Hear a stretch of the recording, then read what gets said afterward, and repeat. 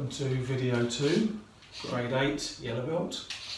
So we're going to be going through again all of the yellow belts and lures as we've discussed before to try and help you out and break some details down for you.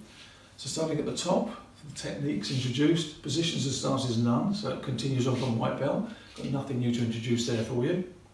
The techniques, we've got body dodge, inward punch, forward kick, thumb release, double neck clinch which is on there, or front attack as we know it now, and the tools, four fist and ball of the foot. Techniques we'll go through as we go through the syllabus. But remember the four fist and ball of the foot, so we've made that fist again, rolling the fingers up, thumb on top, rotated over. The two leading knuckles here, this is your four fist. Eventually when you hit the target they'll all hit, but they're the two you focus on. We will have a small surface area when we attack and a large surface area when we defend. We're the biggest opportunity to stop something when we're defending ourselves, but like imagine we've got snow on the ground, you're wearing a tennis rackets on your feet, you're moving around, spread your weight out, tend not to sink. Got high heel shoes on with a small heel and you'll penetrate the snow. So the same when we're punching, we want a small surface area, we're going to penetrate and do maximum damage, and we're blocking a bigger surface area to actually help ourselves make sure we defend against that. And the ball of the foot, putting the toes back is this area here. When we're kicking, the important thing is when we do this kick, we push the foot forward but the toes pull back. So the foot's going forward but toes are pulling back to expose the ball of the foot. So again, don't have it flat because we've got a big surface area here. Push it forward, pull the toes back to expose that ball of the foot. Okay, so we'll start at the top again. So we've got your long range work. So we've got the body dodge. So again from your diagonal stance, as we've done before, reminding you, shoulder width outside and forward as well. So we've got a square of your shoulders, feet on the diagonal, angled, guard up, leading hand, shoulder level, rear hand here. Attacks come in, which will be a kick, football style kick, any sort of forward momentum kick towards you, we want to get out of the way of it. The direction you want to move in across that diagonal, you want to go backwards, it's the rear leg first, followed by the front. If it's forwards, it's the front leg followed by the rear. So we're going to increase the distance of the stance and then bring it back to the traditional shoulder width. We're not going to go small, big, because when we get to small, we get to a point where we're unstable and that can affect our next techniques. So again, moving forwards and back, bring that foot in. If we want to go the other way, clearly all we've got to do now is step across and bring in, and now I've changed so I can go at another diagonal position. Back, or step across, back. You can change direction, but remember, whichever direction you're going in, that leg moves first, the opposite leg then comes in to get the shoulder width back again, keeping that guarded position, whichever one you choose to use. Now we've got your inward punch. So again, I'll show you from different angles. Relaxed here. If we go off of the front, we're going to shift the weight forwards. So we've got sequential movement moving first. Rotate the upper body. Lift this arm up, so the leading arm's lifting up. So we've got shoulder, elbow and wrist on the same line. Punching with the four fist. I've got an imaginary head in front of me and I'm coming inward. Not straight, so I'm going to punch towards, imagine the cheeks of that person's head in front of me. So relax, shift the weight forward, turn the upper body, bring the elbow up. The elbow is used to basically get the wrist square onto the target. If the elbow is too high, you'll turn the wrist this way. If the elbow is too low, you do it this way. And that's where it'll hurt when you hit the target. So keep that elbow nice and square, so the fist hits the target nice and square.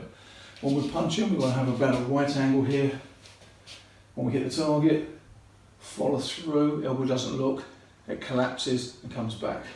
Up, through, collapse, back. So for this position, coming up, we're going to roll that shoulder over as well to come through, hit the target, follow through, collapse the elbow and back.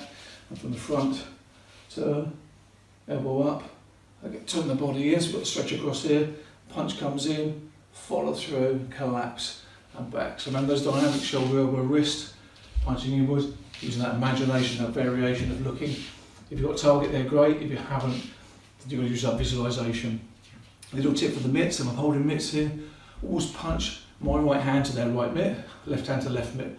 Simple reason being, if I'm punching the mitt across this way and I miss it, I'm going to hit the person's head that's right in front of me and it's dangerous. If I punch my right hand to their right hand, which is over here, if I miss it, it doesn't matter. So for safety on the mitts, punch the same hand, please. The last one now, the forward kick. And this from side on. So again, from your guard up, relax on this position. We're going to drive, bring the arms in now, push your bottom back, pull the leg back, bring the knee up. We want the calf and hamstring to touch each other, so we've got the leg closed. drive the knee up like we're doing the upward kick at white belt, and then open the knee joint up, kicking forwards. Again, look at my foot, it's not flat, it's pushed forward, and the ball of it explodes, and the knee stays bent. Back, and then down. So it starts closed, and it finishes closed.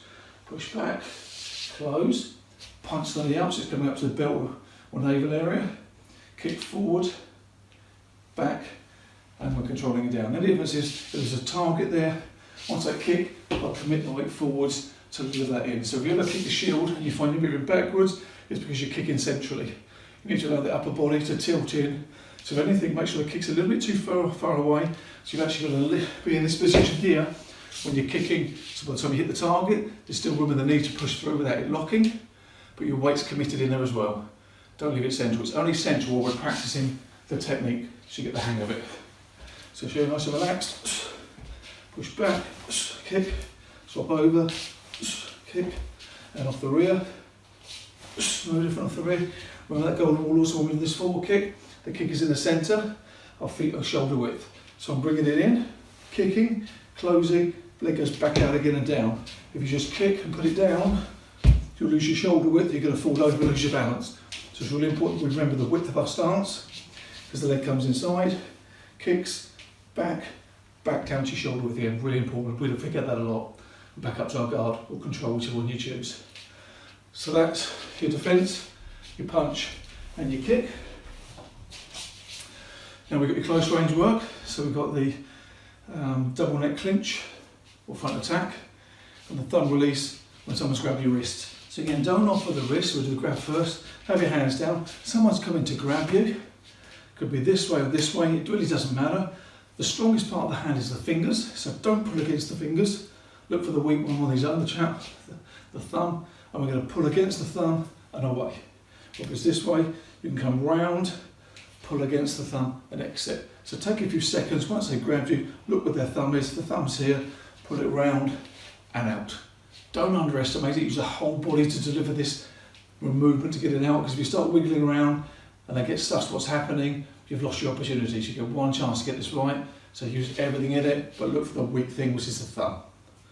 Okay, and then on our clinching from here, so grabbing the head, big leg forward, hand behind the arm again. It's going to come up inside, over, and this time we want to grab with both hands. So you can lock your fingers behind their head, you can grab their clothing, their collar, the hood, whatever they've got on here.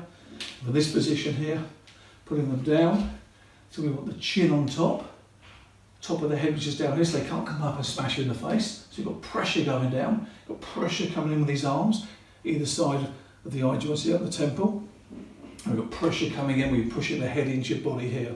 So we're pushing in this way, pushing in this way, pushing down this way. That leaves us free off the rear leg only to bring that kick up into the face or the chest area to lift that kick. Put it back down and off the rear leg, so if you get to this position and they push you back, you can plant the back leg down nice and quickly, or the front leg you can't, you could lose your balance. Once you've delivered those kicks and you've finished, hands on the shoulders and shove away, again to create a space for you to adopt the correct stance. Aggressive, whatever you want to choose, that's up to you depending on the situation, how you find yourself. So that's our clinch and our grab. So the power drills, again will be our inward punches on the spot. For power drill 1, front and rear, so we're looking for your technique, for the person holding the mitts correctly, making sure in the right position here, and then we're getting a good position of attack and a follow through, and you're manoeuvring yourself to do that technique correctly. The mitts are just going to stand still, it's up to you to position yourself accordingly so you can do that punch effectively. Same with the kick on the shield, that forward kick to make sure you're leaning in, weight's going forward so we can deliver that kick, and the person will move back slightly and deliver the kick. Power drill 3 will be the person holding the shield will come with the forward kick, so you'll body dodge, and then you'll come in with your counter attacks, your 3 counters. Again, they can be towards the equipment, or they can be just in the air, or just towards the person. Remember, once they've done the kick and you've body dodged, you could be to the side, you could be behind them. Doesn't matter, then I want you to recognise what target you can pick that's good, not the bottom, and deliver those techniques accordingly. They may not have time to come running off in the midst of the shield, so you've got to work towards the person. So I want you to think 360 now, the whole person, don't just think one dimension of the front. Yeah, we need to consider the whole options we've got available to us with power drill 3. So your sparring will be when we're facing up, someone will grab your wrist, it could be the left, the right, upside down or this way. You exit by again finding that thumb, pulling out, move out quick as you can, to give yourself some space, and then come under your counter attack. So using anything from white belt and yellow belt as your attack. So both sides can attack and defend. Once you've done with that release, you can exit, or once you get out of that release, come straight into an attack. That's what we're looking for you to determine from that situation. You go straight from the grab and release into free sparring mode. And then we've got your power drill, we've got your pre-defense. Last one again, we're controlling the situation when someone walks towards you. Again, you're choosing as you get more experience now and you've got more in your arsenal to whether you just control it by talking and discussing the situation, by pushing away to create some space. We're going to go straight into attack, that green arrow ray that we spoke about back at white belt. And then the theory side. Anyway, we have got technical questions from the yellow belt, where we give one question, a big long answer which describes in a lot of detail, and then a one-line answer for you to memorise. This is the key point for this grade. So think of yellow belt. What is the advantage to adopt the correct position or stance before performing a technique? We're going to consider the advantage of adopting the correct stance is more stability, and also gives you the ability to remain mobile. So we could select a big stance like this to make us really stable, but how mobile will we be? Pretty poor. So we're looking for you to adopt the correct stance that allows you to be stable when you're doing your punches, kicks or grappling, but also mobile that you need to be able to get out or deliver techniques and create some space. So it's that balance between the two. I hope that's helped. Again, you'll have some other questions on the day, and we'll probably be introducing some instruction as well later on, but I'll explain that in videos to come later. But thank you very much. That's yellow belt. Good some.